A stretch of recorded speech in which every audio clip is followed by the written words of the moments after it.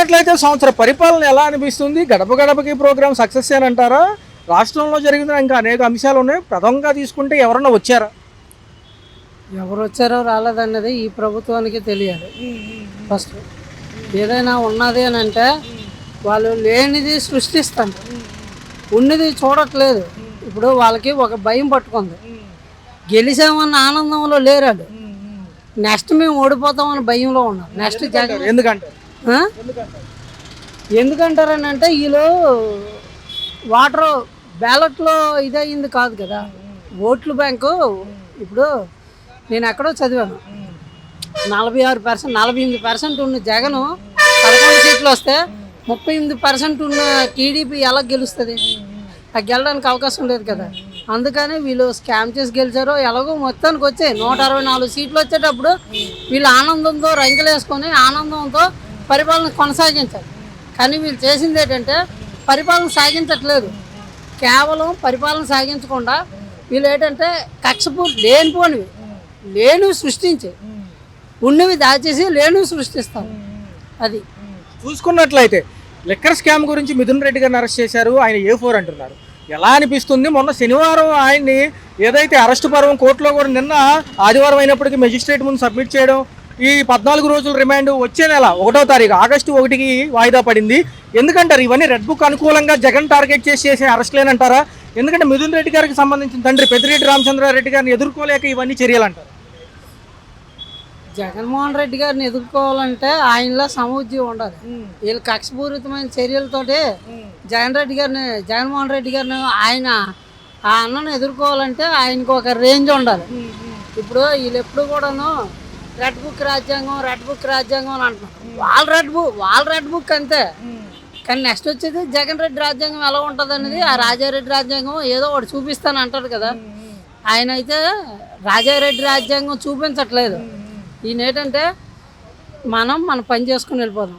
Last time ఏటైంది, Pawan Kalyan అరిచాడు, చంద్రబాబు అరిచాడు, వీళ్ళు అవి చేసేస్తాండ్రు, ఈ స్కాములు చేస్తాండ్రు, ఆ స్కాములు చేస్తాండ్రు. ఒక్కటి కూడా నిరూపించలేకపోతాండ్రు. ఏమి నెయ్యి కల్తీ అని అన్నారు, నెయ్యి కల్తీ మరి నిరూపించలేదేమి, సుప్రీంకోర్టు మెట్టుకాయలు పెట్టింది. అలాగే లిక్కర్ స్కామ్ అంటున్నారు, లిక్కర్ స్కామ్ ఎవరి దగ్గర ఆధారాలు ఉన్నాయి?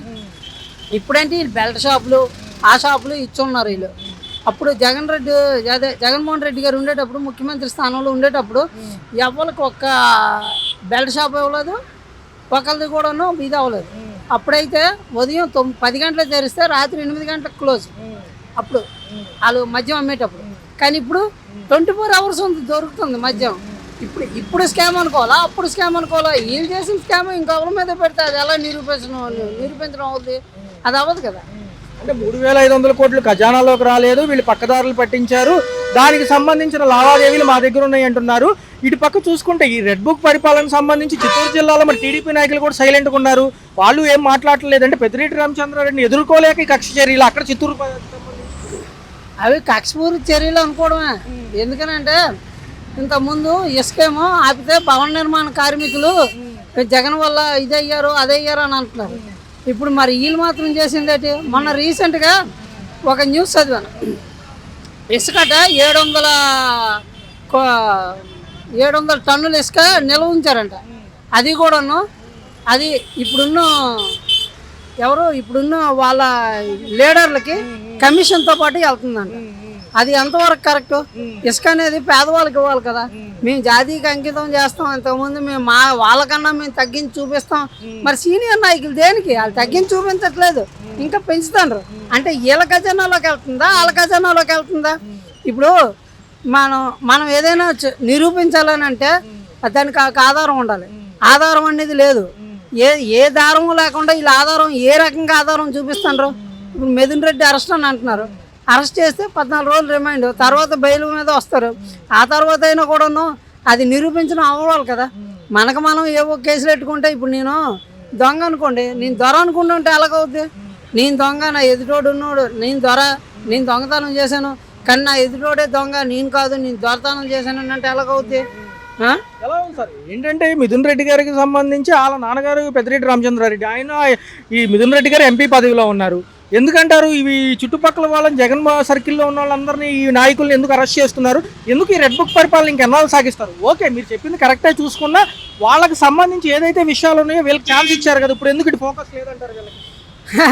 వీళ్ళు గెలిచామన్న ఆనందం లేదు ఎవరికి, టీడీపీ నాయకులకు కానీ లేదంటే కూటమి నాయకులకు కానీ. గెలిచామన్న ఆనందం కన్నా నెక్స్ట్ జగన్ వస్తే మమ్మల్ని మేము ఏడ్ చేసేస్తాం, మమ్మల్ని ఏడ్ చేసేస్తారన్న భయం ఉంది.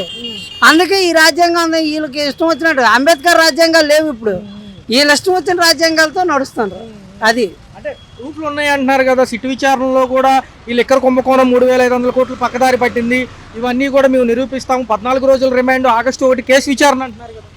అవును, కేసు విచారణ అయితే అది విచారణ అయితే నిజంగా అతను నేరం చేసి ఉంటే శిక్ష పడుతుంది. ఇప్పుడు కూటమి నాయకులకు కానీ ఎవరికైనా కూడాను వాళ్ళకి ఒక భయం పట్టుకుంది. జగన్మోహన్ రెడ్డి గారి తాలూకా నాయకత్వంలో ఉన్న ఎమ్మెల్యేలు కానీ ఎంపీలకు కానీ ఎవరికి భయం లేదు. భయం ఎందుకు లేదండి, వాళ్ళు నిజం మాత్రమే చేశారు.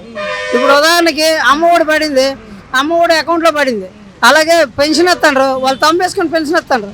ఇప్పుడు అప్పుడు ఏమీ జరగలేదు, ఇప్పుడేంటి డబ్బులు దక్కేసి డైరెక్ట్గా వాళ్ళకి ఇస్తాండ్రు. అంటే ఇప్పుడు స్కామ్ అవుతుందంటారా, అప్పుడు స్కామ్ అయిందా? స్కామ్ అయిందని కూడాను అప్పుడు ఏం చేస్తాండ్రు, ఆ స్కామ్లో చూపించారు. మాజీ నాయకులు, మాజీ ప్రభుత్వ నాయకులు ఏమంటున్నారంటే, ఏదైతే ఇప్పుడు మీరు గెలిచారు, మీరు చేయాల్సింది మీరు చేయాలి, క్యాడర్ అంతా సైలెంట్గా ఉంది మాజీ ప్రభుత్వాలకు సంబంధించి, ఇప్పుడు ఈ చేష్టల వల్ల వాళ్ళని మళ్ళీ ఉత్తేజంగా వాళ్ళని మళ్ళీ ప్రజల్లోకి వెళ్ళేటట్టు మీరే చేస్తున్నారని కూడా అంటున్నారు. అది కరెక్ట్. అది వీళ్ళు చేయడం వల్ల వాళ్ళు బాధపడేదేం లేదు, వీళ్ళు బాధపడతారు. లాస్ట్ టైము జగన్మోహన్ రెడ్డి గారు ఒక మాట అన్నారు, ఇప్పుడు శిక్షలు పడతాయి, మన మీదకి వస్తాయి, అనుభవించండి, అనుభవించేస్తే నెక్స్ట్ మన పరిపాలన వచ్చేటప్పుడు వాళ్ళకి నిజంగా కేసులు ఎలాగుంటాయో వాళ్ళు సాక్ష్యాలతో సహా ఎక్కడున్నా నిరూపిస్తామని అంటున్నారు. రీసెంట్గా కడప ఎస్పీ ఉన్నాడు, ఆయన రాజీనామా చేశాడు. ఎందుకు? ఇలాంటి అబద్ధకోరు ఇవన్నీ ప్రభుత్వాల కన్నా అది రాజీనామా చేసి నేను స్వచ్ఛందంగా వీళ్ళతో ఉంటే మేము కల్తీ అయిపోతాను అని చెప్పేసి కడప ఎస్పీ ఆయన పేరు ఆయన రాజీనామా చేశాడు. రాజీనామా చేసి స్వచ్ఛందంగా రాజకీయాల్లోకి వెళ్దామని ఆయన ప్లాన్ చేస్తాడు. ఇప్పుడు ఇలాంటివన్నీ కూడా అంతమంది అలాగే జరుగుతుంది. జరిగినంత మాత్రాన్ని ఇప్పుడు అవి పెట్టినంత మాత్రాన్ని నిజమైపోదు కదా. అంత అబద్ధాలు ఎవరికి తెలీదు, అబద్ధం ఎవరికి తెలీదు, నిజం ఎవరికి తెలీదు. అంటే అత్యంత సన్నిహితులుగా ఉన్న ఓఎస్టీ కృష్ణమోహన్ గారు, విజయసాయి రెడ్డి అప్రూవర్గా మారుస్తున్నారు. వీళ్ళందరినీ కూడా అత్యంత సన్నిహితులందరినీ అప్రూవర్గా మార్చి జగన్ రేపు ఏమన్నా అరెస్ట్ చేసే ఉద్దేశం ఉందా? 16 నెలలు జగన్మోహన్ రెడ్డి గారిని 16 నెలలు సెంట్రల్ జైల్లోనే ఉంచారు. అప్పుడే భయపడలేదు. 4 రోజులు చంద్రబాబు నాయుడు పెట్టేసరికి నాకు కళ్ళు కనపడలేదు, నాకు ఇదే పండి అదే పండి అని చెప్పేసి పట్టుకొని వచ్చాడు. ఇప్పుడు భయపడతాడా జగన్మోహన్ రెడ్డి? ఇప్పుడు ఏడన్నాడు అందరికీ, నేను భయపడేదే లే, మీరు ఏడంటున్నారు, సాక్ష్యాలు పెట్టుకోండి, నన్ను ఇప్పుడు పెడతారా, పెట్టించుకోండి, నా వరకు మీరు వస్తారా, రండి, నేను ఎక్కడ ఉన్నాను అడ్రస్ కూడా చూపిస్తాడు. బెంగళూరు అంటే బెంగళూరు, ఇలా ఎక్కడికి వెళ్ళినా వదలరు కదా. ఇప్పుడు రీసెంట్గా ఆ లెవెల్లో వినూత ఎవరో కేసు జనసేన పార్టీ, ఆ వినూత ఏమో వాళ్ళ డ్రైవర్ని ఉన్న చంపేసింది, వాళ్ళ దగ్గర సాక్ష్యాలు ఉన్నాయి. ఇప్పుడు వాళ్ళు ఏంటంటున్నారు, జగన్మోహన్ రెడ్డి చేయించారని అంటున్నారు. అది వాళ్ళ జనసేన నాయకులు ఏంటి, జగన్మోహన్ రెడ్డి ద్వారా చేయించడం ఏంటి? మరి వీళ్ళే కదా చేయించారు. అది ఏంటండి, ఆ జగన్మోహన్ రెడ్డికి తెలీదు, వీళ్ళకి తెలీదా, చేసిన వాళ్ళకి తెలీదా? వాళ్ళు డైరెక్ట్గా జగన్మోహన్ రెడ్డి దగ్గర రావాలి కదా. బెంగళూరు నుంచి ఎక్కడికి వచ్చారు, ఆ కోట వినోద్ దగ్గరికి వెళ్ళారు, వినోద్ దగ్గరే అరెస్ట్ చేశారు. ఇప్పుడు ఏంటంటుంది, టీడీపీ ఎమ్మెల్యే ఎవరో సాక్ష్యాలు నా దగ్గర ఉన్నాయి, నేను నిరూపిస్తానని అంటాను. నిరూపించి మీ కూటమి నాయకులకు మీరు చేయండి. జగన్మోహన్ రెడ్డి వరకు వెళ్ళక్కర్లేదు. జగన్మోహన్ రెడ్డి ఏదైనా కూడా నేను సిద్ధమని అంటాడు. ఇంకో విషయం ఏంటంటే, రీసెంట్గా ప్రభుత్వం ఇది సుప్రీంకోర్టు ఈ బ్యాలెట్ పేపర్లో ఇది ఈవీఎంలో స్కామ్ గురించి మాట్లాడింది. ఇవి చల్లవు అనేసి, ఏమో చల్లవనంటే ఒక 10-15 రోజుల్లో మళ్ళీ రీఎలక్షన్ జరగచ్చు కదా. ఈలోకి వీళ్ళు చేసినవన్నీ చేయని ఇవన్నీ కూడా అబద్ధం నిరూపితం అవుతుంది. ఎమ్మెల్యేల సంగతి ఏంటి, ఎమ్మెల్యేల పనితీరులు ఎలా అనిపిస్తున్నాయి చూసుకుంటే, గత ఎమ్మెల్యేలు కానీ ఇప్పుడు కానీ మంచి చేస్తున్నారు, చెడు చేస్తున్నారా ప్రజలకి? అయితే ఒక విషయం చెప్తానండి, ఏమనంటే మన భారతదేశంలో మొత్తం మీద 4120 ఎమ్మెల్యేలు ఉన్నారు, 462 ఎమ్మెల్సీలు ఉన్నారు. అలాగే మొత్తం ఎమ్మెల్సీలు ఎమ్మెల్యేలు కలిపి 4,582 మంది ఉన్నారు. అయితే ఒక్కో ఎమ్మెల్యే జీతం 2 లక్షలు. అయితే 2 లక్షలు అయితే సంవత్సరానికి వీళ్ళకి 91,64,00,000. ఇది దేని గురించి అండి? ప్రభుత్వం ఇప్పుడు ఒక సాధారణమైన నాయకుడు, ఒక సాధారణమైన ఇప్పుడు ఒక మనిషి, ఒక ప్రజడు, ఒక ప్రజా వ్యక్తి, ఒక వ్యక్తి ఓటేస్తే వీళ్ళకి మంచి చేస్తామంటారు, మేము అది ఇచ్చాం, మా చేతుల్లో మిమ్మల్ని చూపిస్తామని అంటారు. కానీ వీళ్ళకి ఒక నెలకి 91,64,00,000 ఖర్చు అవుతుంది. ఈ ఖర్చు అంతా ఎవరి ద్వారా అవుతుందండి? ప్రజల ద్వారా అవుతుంది. కానీ ప్రజలకు మంచి చేయలేని ప్రభుత్వం వాళ్ళ ఓట్ల ద్వారా మంచి ఏసీలు, విమానాశ్రయాలు, వాళ్ళ కరెంటు ఫ్రీ అట, క్వార్టర్స్ ఫ్రీ అట, వీళ్ళందరికీ ఫ్రీ అయినప్పుడు జనాలకు మంచి చేయడానికి ఏమండి? మంచి చేయట్లేదు. మేము ఇచ్చిన హామీలు ఏం చేశారు? హామీలు మీకు ఎందుకు 2 లక్షల శాలరీ? ఒక మనిషికి 2 లక్షల శాలరీ ఇస్తాను, ఒక ఎమ్మెల్యేకి, ఒక ఎమ్మెల్సీకి 5 లక్షల శాలరీ ఇస్తాను. శాలరీ దేన్ని తీసుకుంటున్నారు? ఒక వ్యక్తికి మంచి చేద్దామనే కదా. ఎవరికి మంచి చేశారు? ఎక్కడి వరకు మంచి చేశారు? ఒక ప్రభుత్వ విధానం ఎలా ఉండాలి? ప్రభుత్వ విధానం ఇప్పుడు బంగారు కుటుంబం ఈ మధ్యన P4 ఏదో ఉంది, మిమ్మల్ని బంగారు కుటుంబంలో మేము తయారు చేస్తామని అంటాను చంద్రబాబు నాయుడు. ఈ బంగారు కుటుంబం ఎక్కడ తయారు చేశాడు? బయటికి వెళ్ళి ఈయన ముఖ్యమంత్రి అయ్యేటప్పుడు పక్క దేశాలకు వెళ్ళి ఏవో పెట్టుబడులు ఏవో తేవాలి, కానీ ఈయన బొచ్చెట్టుకుని వెళ్ళి బాబు మేము P4 చేస్తున్నాం, ఇవి చేస్తున్నాం, అవి చేస్తున్నాం అని అడుక్కోవడం ఏంటి? ఒక ముఖ్యమంత్రి ఎక్కడైనా అడుక్కోవడం ఏమైనా ఉందా? మంచి చేయాలనుకుంటే చేయండి. మీ ప్రజలు ఎవరైనా అడిగారా? ఏమయ్యా నువ్వు మాకు అమ్మఒడి అయ్యో, లేదా తల్లిదీవుని అయ్యో, లేదా నువ్వు నాకు ఈ ఏమేమి బట్టలు ఇయ్యో, లేదా ఇవన్నీ కాకుండా గవర్నమెంట్ స్కూళ్ళు మూసేస్తాను. గవర్నమెంట్ స్కూళ్ళు మూసి ప్రైవేట్ ఛానళ్ళకి ఇస్తాను. ఎందుకండి ఇవి? గవర్నమెంట్ స్కూల్ మూయకూడదు కదా. గవర్నమెంట్ అంటే ఏంటి? ఉచిత విద్య, ఉచిత వైద్యం, ఇవన్నీ మూసి ప్రైవేట్ వ్యక్తులకి ఇస్తే ప్రైవేట్ వ్యక్తులు ఏమవ్వాలి? ఇది అంటే గవర్నమెంట్ ఏమో వద్దా? సామాన్య ప్రజలు బతకొద్దా? సామాన్య ప్రజలు బతకాలి కదా. వాళ్ళకి ఉచిత విద్య, ఉచిత ఏది బట్టలు అన్నీ ఇవ్వాలి కదా. వాళ్ళకి ఏవో ఇస్తాను, ఏవేవో చేస్తాను. మేము మంచి బ్యాగులు ఇస్తాను అని అంటున్నాను. ఆ బ్యాగులు మొన్న ఎవరో చూశాను నేను, అదే 2-3 రోజులకి సిరిగిపోయింది. మంచి బట్టలు ఇచ్చారు. ఈ సంవత్సరం మాత్రం ఈ ప్రభుత్వం వచ్చినప్పుడు కొంచెం బట్టలు కుట్టించుకోమని ఇచ్చారు. ఇంత ముందు అయితే చాలని బట్టలు ఇచ్చేవారు. ఎవరైనా అడుగుతుండ్రా, ప్రజలు అడుగుతుండ్రా, అమ్మ నువ్వు నాకు తల్లికి వందనం ఇవ్వండి, లేదా మాకు ఈ నెలకు పెన్షన్ ఇవ్వండి అని ఎవరైనా అడుగుతుండ్రా? ఎవరు అడగట్లేదు కదా. అడగలేనప్పుడు మేము చేస్తాం అని అనేకన్నా మేము చేసి చూపిస్తాం. ఏది ఒక దేశంలోనైతే ఉచిత విద్య, ఉచిత వైద్యం, ఒక దేశంలో విద్యను అమ్మితే నేరం, కానీ మన దేశంలోన విద్యను అమ్ముకుంటున్నారు. అవసరం అయితే ఈ వైద్యాన్ని కూడా చేస్తున్నారు. ఈ వైద్యానికి బోల్డ్ డబ్బులు తగలాడుతారు. ఈ డబ్బులన్నీ కూడా పక్కలు తగలట్టే బదులు గవర్నమెంట్లోనే మంచి స్పెషలిటీస్ తీసుకొని వస్తే ఈ యొక్క పేద ప్రజలు కొంచెం ఇదవుతారు కదా. ఎక్కడికో వెళ్ళి కరోనా వచ్చింది, కరోనాలో లక్షలు ఖర్చు పెట్టారు ఒక్కొక్కరు. అదే కరోనాలో గవర్నమెంట్ హాస్పిటల్కి ఇవ్వండి, గవర్నమెంట్ ఇస్తుంది కదా. అది ₹1,00,000 ఖర్చు పెట్టకుండా మేము ఉన్నారా బాబు అని నాయకులు కానీ ఏ ముఖ్యమంత్రులు కానీ ఎవరైనా చెప్పాలి కదా. అలాంటివి ఏం చెప్పకుండా ఇష్టం వచ్చినట్టు వాళ్ళు చేస్తుంది. ఇవి ఎంతవరకు కరెక్ట్? నేను ఒక్కడిని అడగట్లేదు, ఒక నాయకుడిని అడగాలనే ఉద్దేశం మీద. మేము ఎవరైనా కూడాను పెట్రోల్ రేట్లు పెంచుతాండ్రు, ఎలా పెంచుతాండ్రు? కరెంట్ రేట్లు పెంచుతాండ్రు, ఎలా పెంచుతాండ్రు? మరి మీరు వస్తే మేము మంచిగా ఇదన్నా అంటారు కదా. మేము అప్పులు చేసుకుండా మేము ఆదాయాలు సృష్టిస్తామని అంటున్నాం. ఏం సృష్టించారు ఆదాయాలని? ఒక సంవత్సరంలో 1,76 కోట్లు అప్పు చేశారు. 76 లక్షల కోట్లు అప్పు చేశారు. దేనికి చేశారు? సంపద ఇదేనా సృష్టించడం? ఇవేమీ సృష్టించకుండా జనాలకు మంచి చేయండి. ఒక పేద వ్యక్తి అంటాడు, నేనేమి తల్లికి వందనం నేను అడగలేదు, నువ్వు ఇస్తానన్నావు కాబట్టి మేము అడుగుతాను, నువ్వేమో లేదనంటే అప్పు చేశాను అంటున్నారు. అప్పు చేసేటప్పుడు 91,64,00,000 ఒక ఎంపీలకి కేవలం ఒక 1 ఇయర్ కాదు, ఒక నెలకు మాత్రమే ఖర్చు అవుతుంది. సంవత్సరంలో ఈ 5 సంవత్సరాల్లో ఎంత ఖర్చు అవుతుంది గవర్నమెంట్? ఇవన్నీ ఎందుకు? మరి ప్రజలు ఓట్లేస్తాను కదా. ఒక ఏసీ కారు, ఏసీ విమానంలో ఫ్రీగా వెళ్తాను, ఫ్రీ వస్తాను, బస్సులు ఫ్రీ, ఇవి లేదంటే అదే. ఇవన్నీ ఎందుకు? ప్రజలకు మంచి చేయండి, మంచి చేసి ఇచ్చేయండి, అప్పుడు మీ ప్రజలను హర్షిస్తారు. ఏ ప్రభుత్వంతో సంబంధం ఏముంది? నువ్వు టీడీపీవా వైసీపీ అని కాదు, నాయకులు అనే వాళ్ళు మంచి చేయాలి. ఆ నాయకులు మంచి చేయకుండా ఇష్టం వచ్చినట్టు ఇప్పుడు ఈరోజు ఓట్ల ఎలక్షన్ ఓట్లు ఉండడం వల్ల ప్రజలందరూ ఓట్లు వెళ్ళడం వల్ల ఏసీ కార్లు వెళ్తుండ్రు, ఏసీ బస్సులోన, ఏసీ విమానాల్లో వెళ్తుండ్రు. వాళ్ళకి ఫ్రీయే. వాళ్ళు ఎవరి డబ్బులతో వెళ్తుండ్రు? ప్రజల డబ్బులతో వెళ్తుండ్రు. ఆ ప్రజల డబ్బులు కూడాను వాళ్ళు ఖర్చు చేసుకుని వృధాగా ఖర్చు చేస్తుండ్రు. ఈ అమరావతి ఏదో ఇది అసెంబ్లీ ఏదో కడతామని అన్నారు. అమరావతి ఏది ఆ పాప ఆయనకి ఎవరికి ముఖ్యమంత్రి గారికి ఆ పంచిపోతాలు కూడా సహకరించట్లేదు. ఇప్పుడు కూడా వాటర్ తోడుకుంటారు. అది అక్కడ కాంట్రాక్టుల కన్నా ఈ తోడే వాళ్ళకి ఎక్కువ రోజు పని ఉంటుందంట.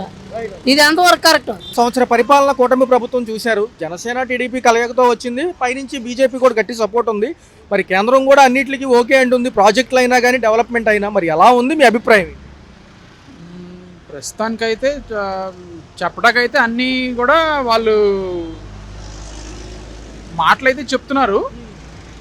మరి అది ఆచరించడానికి మరి ఫండ్స్ ఎక్కడి నుంచి తీసుకొస్తారు ఏంటి అనేది ఇంకా మనకి వాళ్ళు పైన ఎన్డీఏ ఉంది, కరెక్టే, మేము కాదంటలా. వాళ్ళు ఇస్తున్నారు, వీళ్ళు చేస్తున్నారు అంటే ఎంతవరకు అయ్యిద్ది అనేది కూడా కొంచెం డౌట్ఫుల్గానే ఉన్నాం. ఎందుకంటే మెయిన్ ఏంటంటే కంపెనీస్ ఇంకా రాలా. ఒక్కటి కూడా కొన్ని వచ్చాయి కానీ అవి ఇంకా మనది భూమి పూజల కార్యక్రమాల దగ్గరే ఉన్నాయి కాబట్టి కదా టైం పట్టిద్ది. ఎన్డీఏ గవర్నమెంట్ ఉంది కాబట్టి అలాగ పైన సపోర్ట్ ఉంది కాబట్టి ఈ 5 సంవత్సరాల్లో మ్యాక్సిమం ఒక 20 to 30% చేయగలిగితే రాజధాని అనేది మ్యాక్సిమం ఇక ఆ 20 to 30% చేస్తే చాలు. ముందు మెయిన్ ఏంటంటే వీళ్ళు నెక్స్ట్ గెలవటం అనేది అది ఉండాలి అంటే మెయిన్ ఆ 20 to 30% అనేది చేస్తేనే నెక్స్ట్ టైం వీళ్ళు ఓట్లు అడగటానికి కానీ లేకపోతే మనం ఓట్లు వేయటానికి కానీ వాళ్ళు అరగటానికి అర్హులు, మనం వేయటానికి అర్హులు ఉంటాం. అది ఒకవేళ కేంద్రం కూడా ఒకవైపు ఏమో జమిలీ ఎన్నికల కసరత్తు 1 నేషన్ 1 ఎలక్షన్ అంటుంది. ఒకవేళ 2027లో ఎక్కువ ఎంపీ సీట్లు వస్తాయని రాష్ట్రంలో మళ్ళీ ఒకవేళ మాజీ ప్రభుత్వాలకు ఏమైనా సపోర్ట్ చేసే అవకాశం ఉందా? ఎందుకు అంటే కేంద్ర ప్రభుత్వం తమ యొక్క స్థానాలను కోల్పోకుండా చూసుకుంటుంది కదా. ఇక్కడ జమిలీ ఎన్నికలు వస్తే అంటే వీళ్ళకి అంటే మన రాష్ట్రానికి కేంద్రం నుంచి పక్కన పెట్టేస్తే మన రాష్ట్రం వరకు ఎలా ఉంటుందంటే ఆల్రెడీ పాత గవర్నమెంట్ని చూసాం కాబట్టి ఎవరికాళ్ళకి ఏంటంటే ఇప్పటికీ కూడా వాళ్ళు మారట్లా. ఇక మారకపోవడం కారణం ఏంటంటే మేము అట్లాగే బిహేవ్ చేస్తాం, మేము అట్లాగే రౌడీజం చేస్తాం అనే టైప్లోనే మాట్లాడుతున్నారు ఇప్పటికి కూడా. నో చేంజ్ దాంట్లో. ఇప్పుడు మనం ఈ 1 yearలో మనం మాట్లాడుకున్నప్పుడు ఈ గవర్నమెంట్లో సరే మేము ఓట్లు వేసామా ఓట్లు అనేది సెకండరీ. మనం ఈ 1 yearలో కూడా ఏ ఒక్క మంత్రి కానీ ఏ ఒక్క ఎమ్మెల్యే కానీ నోరు అదుపులో పెట్టుకోకుండా మాట్లాడిన ఒక్కళ్ళు చూపిండి, ఒక్కళ్ళు కూడా లేరు. సో ఏంటంటే ఇది చూసినా వాళ్ళు నేర్చుకోవాలి. ఇప్పటికీ కూడా మేము అలా చేస్తాం, మేము అట్లాగే చేస్తాం, మేము చీకట్లో చేసినట్టు చీకట్లో చేయాలి అని డైరెక్ట్గా స్టేట్మెంట్స్ ఇస్తుంటే ఇంకెవరన్నా కూడా ఓటేస్తారా? ఏరుగా. ఇదే విషయంలో చూస్తే మరి మాజీ మంత్రి గారికి సంబంధించి ఎంపీ ఆయన కూడా మొన్న శనివారం అరెస్ట్ అవ్వడం జరిగింది. ఏదైతే లిక్కర్ కేసు 3,500 కోట్లు ఖజానాకు రాకుండా పక్కదారి పట్టిని అంటున్నారు. మరి 14 రోజుల రిమాండ్, వచ్చే ఆగస్టు 1కి మళ్ళీ వాయిదా పడింది కేసు. ఎలా ఉండబోతుంది? గట్టిగా తీసుకుంటుందా ఎన్డీఏ దీని మీద? మరి ఎలా ఉండబోతుంది? తీసుకోవాలండి. ఎందుకంటే మనం ఏం చేసినా చెల్లుబాటు అయ్యిద్ది అనే కాకుండా ఈ గవర్నమెంట్ అనే కాదు ఎనీ గవర్నమెంట్ ఏంటంటే మనం నోరదుపులో పెట్టుకుని మాట్లాడుకోవాలి, చేసే పనులు ఒళ్ళు దగ్గర పెట్టి చేసుకోవాలి. చేస్తేనే చట్టం తను చేసుకుంటూ ఉంటుంది అనమాట. ఏదైనా ఏంటంటే sir file already Amit Shah గారి దగ్గరికి ఎప్పుడో వెళ్ళింది. మరి A4గా ఈయన ఉన్నారు, మాజీ ముఖ్యమంత్రి గారి పేరు వినిపిస్తుంది. కఠిన చర్యలు ఉంటాయంటారా లిక్కర్ కేసుకు సంబంధించి? లేదా జస్ట్ ఏదో ముందు నాయకులను పెట్టినట్టే పారదర్శకంగా ఉండకపోవచ్చు అంటారా? ఇక అవన్నీ సార్ మెయిన్ ఏంటంటే సెంట్రల్ గవర్నమెంట్ ఏం చేసినా కూడా యాజ్ పర్ లానే చేస్తూ ఉంటుంది. ఇప్పుడు ఏంటంటే ఎన్డీఏ గవర్నమెంట్ మీద ఒక మంచి ఒపీనియన్ ఉంది కాబట్టి మేము చేస్తుందని అనుకుంటున్నాం. మరి చేస్తుందా చేయదా అనేది పైన ఇక చూసుకోవాలి. ఇక ఏంటంటే సార్ ఇప్పుడు ఇంత 3,500 కోట్లు అంటే మామూలు విషయం కాదు. మరి ఖజానాకు లేకుండా పక్కకి వెళ్ళడం వల్ల ఇప్పుడున్న ప్రభుత్వాలు ఇబ్బంది పడుతున్నాయి. పాత అప్పులు తీర్చాలి, ఈ సంక్షేమ పథకాలు ఇవ్వాలి, డబల్ చెప్పున్నారు. అప్పుడు 60,000 అవుతుంది, ఇప్పుడు 120,000 కోట్లు అవుతుంది. మరి ఎలా ఉండబోతుంది? తదుపరి సంపద సృష్టికి మార్గాలు సింగపూర్ పర్యటనలో ఉండబోతున్నారు ఒక 5 రోజులు బాబు గారు. ఎలా? మెయిన్ ఏంటంటే బాబు గారు నమ్మటానికి కారణం ఏంటంటే ఒకటే కారణం. ఆల్రెడీ హైదరాబాద్ మనం చూస్తున్నాం కూడా, చూసాం కాదు చూస్తున్నాం కూడా. ఆ నమ్మకంతోనే వేసాం. మనకేదో అద్భుతాలు జరిగిపోతాయని కాకుండా అట్లీస్ట్ 2050 కన్నా 2000 అదే ఆయన 2047 వరకన్నా కూడా మనం ఏంటంటే ఈయన చేసేవి అప్పుడు కనిపిస్తాయి కానీ ఇప్పటికిప్పుడు రిఫ్లెక్ట్ అవుద్దని మాత్రం మేమైతే అనుకోవట్లేదు. ఎందుకంటే ఇప్పటికిప్పుడు రిఫ్లెక్ట్ అవ్వదు. ఉప ముఖ్యమంత్రి గారికి ముఖ్యమంత్రి బాధ్యతలు అప్పచెప్పారు ఈ వారం రోజుల పర్యటన నిమిత్తం. ఎలా ఉంటుంది? పవన్ కళ్యాణ్ గారు దక్షతగా చేయగలుగుతారు? అన్నిటి మీద అవగాహన వచ్చిందంటారు ఇప్పుడు? ఆయనకు ఆల్రెడీ ఒక క్లారిటీతో ఉన్నాడు సార్, ఒక క్లారిటీగా ఉన్నాడు, క్లారిటీగా చేస్తున్నాడు కూడా. ఆయన్ని వేలెత్తి చూపించడానికి ఏమీ లేదు. అండ్ మోర్ ఓవర్ ఏంటంటే ఒక 10 years ఆయన ఆల్రెడీ చూసి ఉన్నాడు తప్పు ఎక్కడ జరుగుతుందో ఆయనకి తెలుసు. యాక్చువల్లీ ఏంటంటే తక్కువ ఆ మూలాలకు వెళ్ళి క్లియర్ చేస్తాడని అనుకుంటున్నాం మేము. 4 ఏళ్ళు లాస్ట్ క్వశ్చన్ సార్, 4 ఏళ్ళు భవిష్యత్తు ఎలా ఉండబోతుంది? ఏమి ఎక్స్పెక్ట్ చేయొచ్చు? 20 లక్షల ఉద్యోగాల్లో ఎంతో కొంత అయినా ఫుల్ఫిల్ అవుతాయా? ఎందుకంటే నిరుద్యోగ వృత్తి అంటున్నారు, అది ఓకే, అది పక్కన పెడితే కనుక skill development, IT sector, industries ఎలా ఉండబోతుంది? ఈ డబ్బులు ఇచ్చే కార్యక్రమాన్ని ఆపేయాలి సార్. ప్రతి ఒక్కడు కూడా డబ్బులు, ఉద్యోగ ప్రతి అసలు ఇవన్నీ వేస్ట్ సార్. ఇప్పుడు మనం ఏంటంటే సంపాదించుకునే స్తోమత, సంపాదించుకునే శక్తి ఇవ్వాలి కానీ మేము ఫ్రీగా డబ్బులు ఇస్తాం, వాళ్ళకి డబ్బులు ఇస్తాం, వీళ్ళకి డబ్బులు, అసలు అలా ఇచ్చే పాత గవర్నమెంట్ పడిపోయింది. అసలు ఆ డబ్బులు కాన్సెప్ట్ అనేది లేకుండా మ్యాక్సిమం ఏంటంటే మనం డెవలప్మెంట్ మీద కాన్సన్ట్రేట్ చేస్తే ఆ డెవలప్మెంట్నే మన కాపాడిద్ది, మన తరాలని కాపాడిద్ది, మనం సంపాదించుకోవచ్చు. మన చుట్టూ కూడా సంపాదించుకునే ఇది రావాలంటే ముందు ఆ మెయిన్ అనేది ఏంటంటే ఆ అమరావతి అనేది ఒక 20 to 30% కంప్లీట్ అయితే ఇవన్నీ వెళ్ళిపోతాయి సార్, ఏం ఉండవు. మీరు అసలు ఏం ఎక్స్పెక్ట్ చేస్తున్నారు? ఈ 4 years ప్రభుత్వం 1.5 year అయిపోతుంది, ఏమేమి మంచి 1.5 year అయినా కానీ మనకి ఇప్పటి వరకు అభిప్రాయం మంచి జరిగిందంటే వానలు పడితే రోడ్లు మొత్తం మునిగిపోతున్నాయి, నడవడానికి ఇబ్బంది అవుతుంది. ఫస్ట్ ఆఫ్ ఆల్ వింటున్నారా? దాని గురించి ఫస్ట్ ఆఫ్ ఆల్ డెవలప్మెంట్ సరిగ్గా లేదన్నా, దాని గురించి డెవలప్మెంట్ కావాలా మనకి. ఇక్కడ కేంద్రం కూడా గట్టి సపోర్ట్ ఉంది కాబట్టి ఈసారి ముందుకెళ్తే కొద్దిగా మంచి జరగవచ్చు అనే అభిప్రాయం.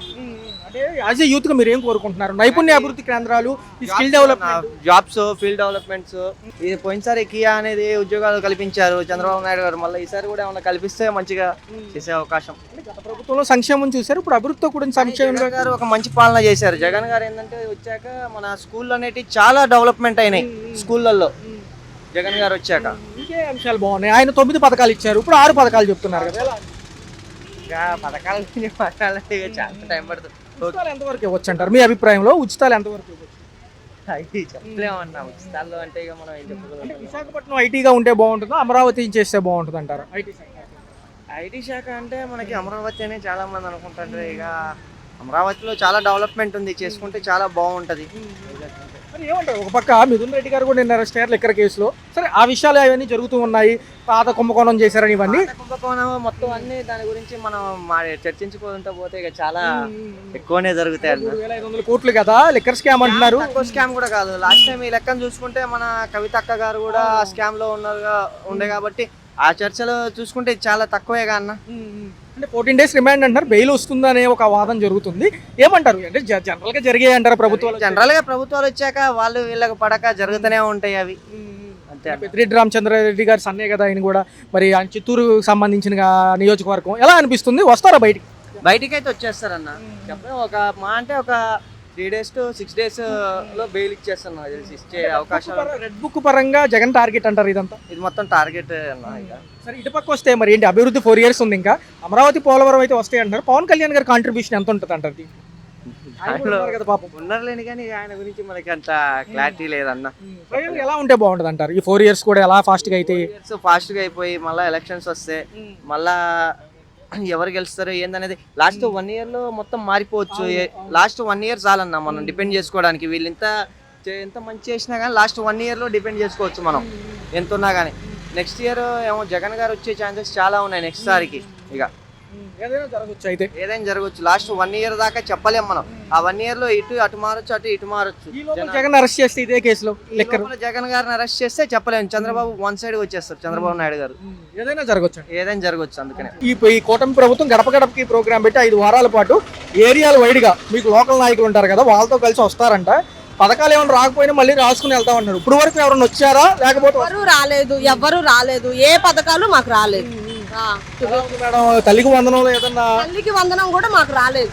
మా వారు కూడా ప్రైవేట్ ఎంప్లాయీ అయినా సరే కూడా మాకు రాలేదు. గతంలో ఏదైనా గ్యాస్ సిలిండర్ డబ్బులు అన్నా? ఏ డబ్బులు రాలేదండి. ఏ గ్యాస్ సిలిండర్ డబ్బులు రాలేదు, ఏమీ రాలేదు.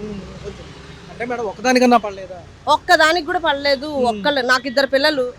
లాస్ట్ ఇయర్ జగన్ ఉన్నంత కాలం పడింది, మరి ఈసారి ఎందుకు పడలేదో నాకు అర్థం కాలేదు. అదేంటి మేడం, ఆ ప్రభుత్వంలో ఇచ్చి ఇప్పుడు ఇవ్వకపోవడం ఏంటి? అదే ఆ వారు కూడా అవుట్ సోర్సింగ్ లోనే వర్క్ చేస్తున్నారు, కానీ పడలేదు. తదుపరి అంటే మేడం ఫస్ట్ లో పెంచిన పెన్షన్ ఎవరైనా ఇంట్లో వర్కౌట్ అవుతుందా? లేదు మాకేం పెన్షన్స్ ఏం లేవండి. యాక్చువల్ గా పెద్దవాళ్ళకి వయసు తగ్గింది. మాకు పెద్దవాళ్ళు ఎవరు లేరు. మా మావయ్య గారు అత్తయ్య గారు ఉన్నా కూడా వాళ్ళు సపరేట్ గా ఉంటారు. వాళ్ళకు కూడా ఏ పెన్షన్స్ ఏమీ లేవు. పెరిగిన కరెంట్ బిల్లు ఏమైనా భారంగా ఉన్నాయి? 3000 వచ్చింది మా కరెంటు బిల్లు. 4గురమే మేము ఉండేది. వాషింగ్ మిషన్స్ కూడా వాడం, ఏమి లేదు. ఏం చేస్తాం? స్మార్ట్ మీటర్లు అంటున్నారు, కొంచెం వినియోగం కరెక్ట్ గా ఉంటుంది, కరెక్ట్ గా తగ్గుతాయి, ఏదన్నా కొంచెం అటు ఇటుగా తేడాగా ఉన్నా కానీ సెట్ అవుతుంది అంటున్నారు కదా, దాన్ని ఏమన్నా నమ్ముతారా? ఆ మీటర్లు కొత్తగా పెడతామంటున్నారు కదా స్మార్ట్ మీటర్. మా దగ్గరకు అయితే ఇంకా ఇన్ఫర్మేషన్ అయితే ఏది రాలేదండి ప్రస్తుతానికి. నాకైతే ఈ ప్రభుత్వం ఏం నచ్చలేదు, టు బి ఫ్రాంక్లీ స్పీకింగ్. పాత ప్రభుత్వంలో అందుకున్నారు. పాత ప్రభుత్వంలో పర్వాలేదు, ఆయన ఏదైతే చెప్పారో అవన్నీ చేస్తున్నారు కదా. ఈ ప్రభుత్వంలో నాకైతే రాలేదు, అది నేను చెప్పేది. లేట్ అయిపోయింది చాలా వరకు, సంవత్సరం అయిన తర్వాత వచ్చింది, అది కూడా నాకు రాలేదుగా. మరి సంవత్సరం పరిపాలన కంటే కూడా ఇంకా లేట్ గానే ఇచ్చారు పథకాలు కూడా, అంటే ఇబ్బందిగా ఉందా అంటున్నారు చాలా మంది. ఇబ్బందిగానే కదా ఉంటుంది. ఫైనల్ గా చూసుకుంటే జగన్మోహన్ రెడ్డి గారు అప్పుడు వాలంటీర్లు పెట్టి అన్ని ఇచ్చేవాళ్ళు, గడప గడపకి. బాగుండేది అసలు, ఆ వాలంటీర్ వ్యవస్థ నిజంగా బాగుంది, కానీ ఎందుకు తీసేశారో తెలియలేదు. మాకు ఇప్పుడు అంత దూరం వెళ్ళాలి, ఏదైనా సర్టిఫికెట్, మా పిల్లోడికి క్యాస్ట్ సర్టిఫికెట్ కి దానికి కూడా వాలంటీర్ల ద్వారా అయ్యింది లాస్ట్ ఇయర్. ఈసారి అదంతా ఏం లేదు. ఇప్పుడు నేను ఒక విషయం చెప్తున్నానండి, మొన్న తల్లికి వందనం అనే విషయం జరుగుతుంది కదా, అప్పుడు అసలు మాకు వచ్చిందా రాలేదా, పడిందా పడలేదా అన్న విషయం కూడా మాకు ఎటువంటి ఇన్ఫర్మేషన్ లేదు. సచివాలయాల్లో ఏమన్నా అడిగితే ఏం చెప్తున్నారు? సచివాలయానికి మేము వెళ్తే గానీ మాకు ఇన్ఫర్మేషన్, ఆహా అవునా పడిద్దా, అందులో మా పేరు లేదు. ఎందుకు లేదు? దానికి ఒక క్లియర్ ఇన్ఫర్మేషన్ ఉండాలి కదా. లాస్ట్ లో తెలిసింది, రేపుతో ఇంకా అయిపోయిద్ది అనగా ఈ రోజు.